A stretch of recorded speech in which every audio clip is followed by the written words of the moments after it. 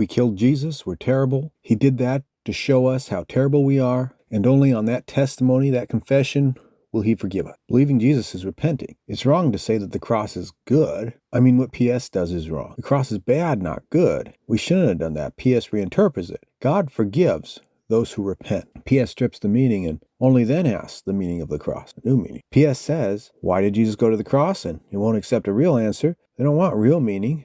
They don't accept the truth. You talk to people like that, you try to give them an answer and they refuse. PS is that way. It's dishonest for them to ask why Christ died. But we all know in our hearts that unless we acknowledge our sin, we don't get forgiveness. Unless blood is shed, there's no forgiveness. To justify God, we must not justify ourselves. That's what sacrifice is about. Preferring one priority over another, but if you pay, you're saying that at some point or price God will accept sin. Sacrifice is inherently death, not working harder enough or long enough, suffering enough. PS says, no sacrifice is about death. Death is only a type of payment. In other words, PS places itself above Jesus' sacrifice. The death of sin, they think, is a lesser priority than PS being paid. That's nonsense. I know what some are thinking at this point. I hear them say, come on, man, it's not about that big of a deal. You're wasting your breath on something so small. It's just more important than our salvation. Practically nothing. It just distorts God, not that big of a deal. Can't you talk about Jonah or something? Why is it always soteriology? Isn't that a bit narrow-minded? So often talk down about a doctrine which claims to be greatest of all? How should I answer? How about this? If this greatest of all doctrine shouldn't be critiqued because it's not great, that makes it great and ungreat at the same time. And what contradicts is not greatest, unless by exception. And if only an exception upholds what is so great, what is that exception? You'll say, it's God. We must trust him for what we can't know, namely PS. Again, the only thing greater than PS is God, whose mercy it withholds. Moreover, PS itself is part of God, they think, so that his other attribute of mercy is subject to it. Is it then no big deal to you that I so vehemently question your God, if you want to call PS that? I can tell you why. Because you know your caution is to not place the blasphemy of PS upon God. And we can agree to trust God, to be good, and not contradict himself. Next, in answer to your question, again, what we think of God affects what we do. Whether you think God is a capitalist or warlike or forgiving. So maybe we should use the transactional doctrine of PS to fit in with the modern American society. It's like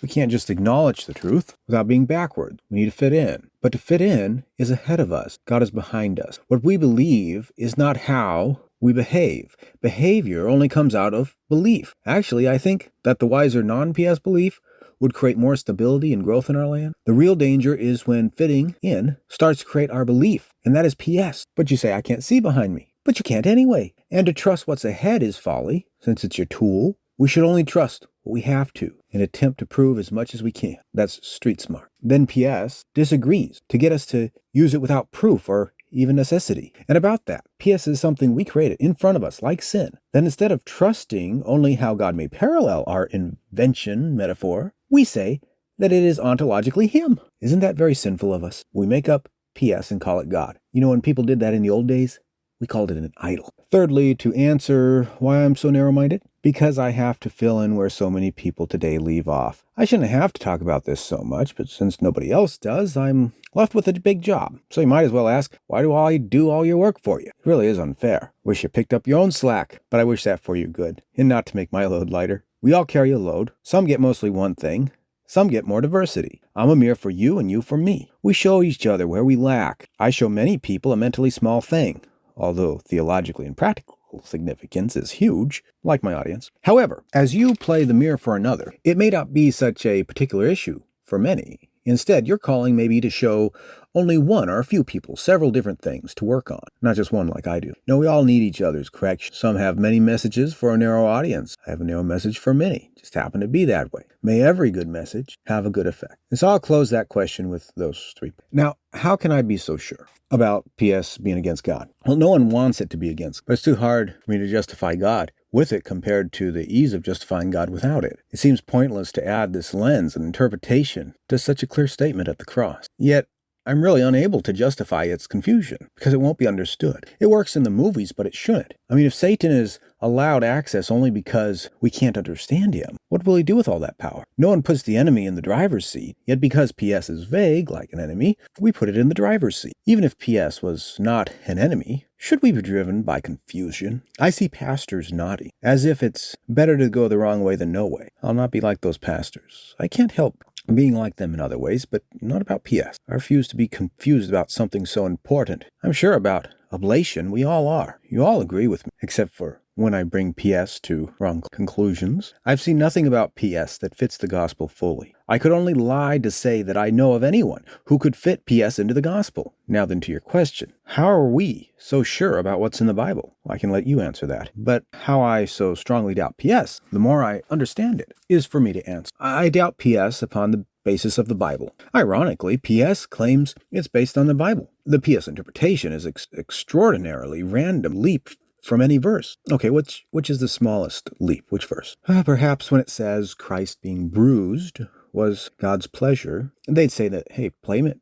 brings pleasure, therefore the bruising was a payment. Like I could please a lock by paying it a key. Pretty vague, if you ask me. Like I've been saying, this is a metaphor. This is how to get people to accept. You see, it's just a metaphor, so let's all just accept it as a metaphor, as it grows into God himself. Let's watch that now, this being our example. Based on that verse we just read, Isaiah 53:10, let's say I happily believe PS. Then PS starts to tell me how the cross, bribed, changed God's mind about sin. If God is like that, I should try to be like that. Sin's payable, and a host of other implications. Now, let's analyze that further. We could simply, number one, not use this metaphor. Or number two, we could box it in and say, okay, well, let's just keep this as just a metaphor and a possible interpretation, but quite random. Or number three, we could, like the PS people tend to do, just let it grow and spend a lot of time and energy pointing out all the illogical flaws in it. So we have three options. I think we can all agree with that, of what to do with a Bible verse. And I would say the third option isn't even really honest, because it is only a vague metaphor. Right? The third option is taking a possible but very unlikely interpretation and setting up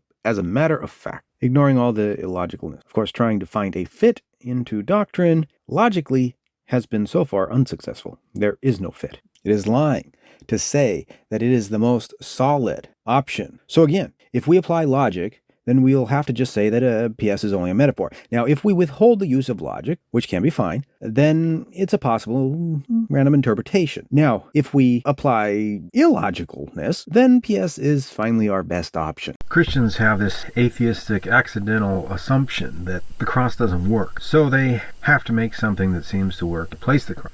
The consequence of changing such deep beliefs are seminal to everyday behavior. I mean, it's true that PS seems to let us fit in politically with unbelievers. It really works as a switchback trap, where you just hope people fall into an explosion principle. But what did Jesus say? To be light. Christians should be real, make things manifest, clear. Namely, that the blood of God takes away sin. Sin is what God holds against us. God doesn't hold things against his own blood. It's about a relationship. The cross isn't a bribe. Doesn't change what God thinks about sin. Cross is how God doesn't count against his family those things which would kill God, assuming in the flesh. The cross shows us justice, not the PS bribe, which mocks justice. Sin is revealed to be ultimately unjust. We need to be connected to God, not sin. But PS makes sin good prior to forgiveness. Shan't we condemn whatsoever justifies a sin? God saves sinners, not sin. PS says sin's only a debt. They've given me no answer about this third debt. They agree that God gets us while condemning sin to death in Christ's body. But they can't explain the third debt, which they add to the Bible. The Bible mentions two reasons for the cross, over and over. They have no logic for their third payment. No explanation, although they try to blend the third and second, as if the debt is all that sin is. Again, PS knows there's two payments, or at least the people do, physical and spiritual. We're the spiritual. The physical is sin's death in the flesh. The spiritual one is the only difference. They attempt to make the temporal to be eternal. They incorrectly fit the second payment with the first. PS doesn't discern. It's confusion to them. And it leads to every evil thing you can say about PS. They should know better. Why? Because they preach as if they... Am I condemning ignorance? By no means. I'm against them pretending they know. I'm against liars and deceivers. If they discern the difference, they would change their story unless they're the devil. But since they haphazardly mix the two payments and even trying to make a third, then the best I can think of them, my teachers and friends, is that they must be confused. What's clear in the Bible has been muddled by pride. Pride is to not be in one's place, unlike humility, to not be in your place. I hear them disagree, but I found that to be a good definition anyway, and I have no better definition. That's what they're doing, putting themselves as teachers of what they don't understand. And that's pride. It's not their place. When I teach children, I'm big about this. I dare not pretend to know things. That pride hinders their learning. Pride is supposed to steal people's respect or love, but God can give you more than that. The pastor affirming PS doesn't love his congregation as he should. He's trying to steal their love without realizing love comes from God. Can't be stolen. But superficially, perhaps he thinks that God won't seize his sin or something like that. Whatever the cause, he confidently affirms PS confusion, not discerning between us and sin. That is what God loves and hates. He has ways around it, to deny PS through PS. Enough words allows him to do that, and that's what's sincere about him. A pastor's sincerity is how he fights PS, all while praising the folly of it. He really loves God, or else he would not so much resist PS. PS people continually tell me, accidentally, how they reject their doctrine. But they keep its name, thinking maybe it's somehow correct. Seems to me that you wouldn't love God if you understood PS and affirmed it. This is because PS shouldn't be affirmed by those who love God. Why? PS hates God when it accepts sin, despite any price ever so high. Sin dies using Christ's body. That's how God actually gets us, not through a PS bribe, mocking justice. PS doesn't discern the two payments properly, but mixes us with sin. We all know better. That's why we bend over backwards to make PS fit. We confidently affirm and praise folly. But what we need is oblation alone. Sola oblation. That God removes sins ex nihilo for free. It's more honorable to not charge, not get any return for your forgiveness. In the box of our mind, where is God? Above it, always above it. Does that mean the box is bad? No, it means the box is not God. And we shouldn't be afraid to say that. Muslims are afraid to say that. They say that being man is sin. You know what? It's not sin to be a man. Jesus was a man. By extension, PS is saying that man is sin. But that's another point. What I'm getting at now, PS reinterprets the cross as God getting something rather than being himself. This prevents his character. The way to defend this is by defending something different. So we have need of the Magna Carta. PS, like King John, is trying to switch the principle from which he obtained power. I mean, from the pulpits, PS offends differently than it defends when in question. In the pulpit, it's blasphemous. In defense, useless. Oh, it's just useless. We learn from this PS example that what is disconnected is not necessarily innocent. It admits it doesn't make a difference, just like Hitler did. Then when you lower your defenses, it goes all out. Isn't this the way of Satan? God doesn't need the art of war. War to him is sheer strength, not deceit. He needs not trick Satan to win. It doesn't. That's what we see on the cross. Sheer power, not tricks. I mean sin and Jesus together. Who comes out alive? Satan won't understand this, but it wasn't a trick. PS people give you an either or. They say that if you don't believe PS, you must be Christus Victor. That's a fallacy. I don't care what Christus Victor is. I want a biblically sound atonement. And that includes no PS at all. Since PS isn't in the Bible, it has to be logical. It's not. So it's completely disconnected. Divine mystery has to have some connection. It's dark mystery. And so that's why they resort to threats. Ask them for evidence. They do this all the time. They don't have verses or logic, so they say, God's not just without the PS bribe. That's a threat. All they have is circular threats. Same threat, different wording. I don't care how they say it. Don't be deceived. Now, when they say it's in the Bible, look at their verses. They have none. That's one thing I like about PS. They use a lot of verses, many of which disprove PS. So that's pretty cool. It's like the bad guy's beating himself up in the cartoons. It's a pity they don't realize it, but you can help them.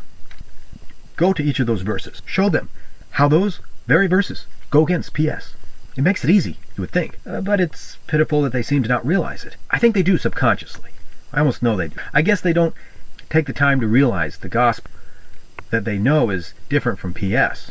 We all know Christ takes away sin from us. We also know there's nothing about a debt. We excuse it as only a metaphor, semi-subconsciously. And that's where the snake can twist around and twist whatever we only accepted as metaphor and create an unbiblical doctrine. For example, instead of Christ being made sin, PS says sinner. The ner at the end was added in the subconscious shadow. I'm saying PS is delivered through hypnosis. And I think pastors somewhat know this. Even consciously, but they think they're doing a favor. Why? Because they assume, rather atheistically, that it can't make sense. I mean, either they deny God or they're just plain too proud to admit they don't know. Basically, they change what the cross is saying.